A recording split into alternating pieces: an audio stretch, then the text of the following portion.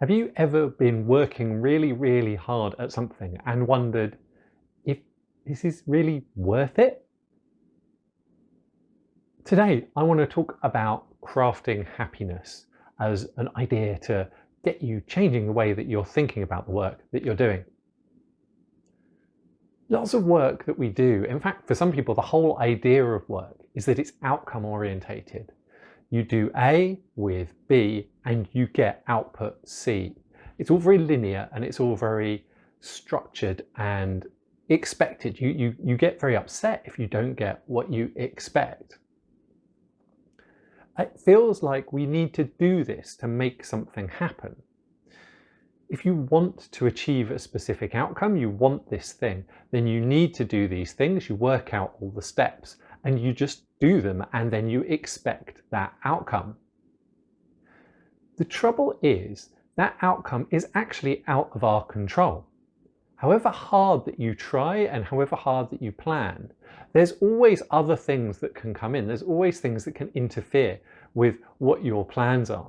And this can be really, really stressful. It can be really frustrating, and it can lead us to kind of close off and try and control.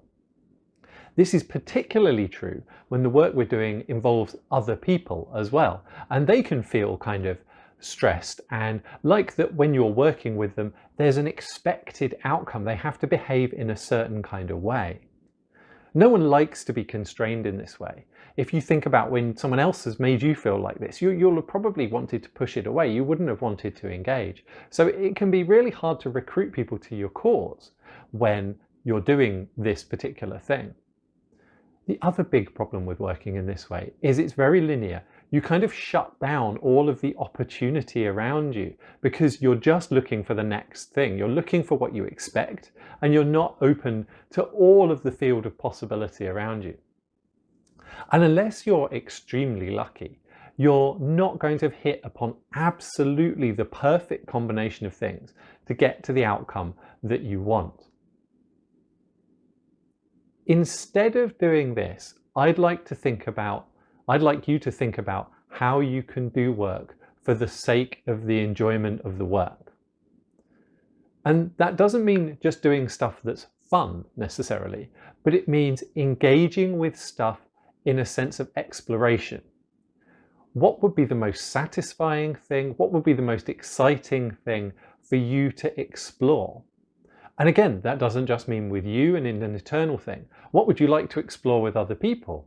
What would you like to learn? What would you like to connect with? In this way, you're working for the intrinsic value of the thing. You're not working to some expected outcome. That means you can let go of a huge amount of the things that you might be worried about, that you might be concerned about getting, and you can open up to all of the possibilities that exist in the field, in the space surrounding you. This isn't a natural way of working for many people. In fact, well, when I say it's not a natural way of working, it is our natural way of working, but it's not what we're trained to do. Through school and through work, we're taught to follow this very linear path instead. So what I'd like you to do is start thinking about searching for what that work is for you. Just look out for those little signs that come up for you from time to time and really see if you can deepen them and deepen them. It might help you to think about what work you get lost in, what work just flows for you, what work is that peak thing where you're not thinking about anything else. It's just you're doing it for the joy of it and you're completely connected to doing it. It might be hard. It might be really engaged work where you're spending a lot of energy, but it's also that thing where you're really hooked up to just doing. Also, the other thing is, what work do you love making great? What work do you enjoy crafting just for the sheer joy of creating something wonderful? This doesn't have to be a really creative thing necessarily either, or a traditionally creative thing.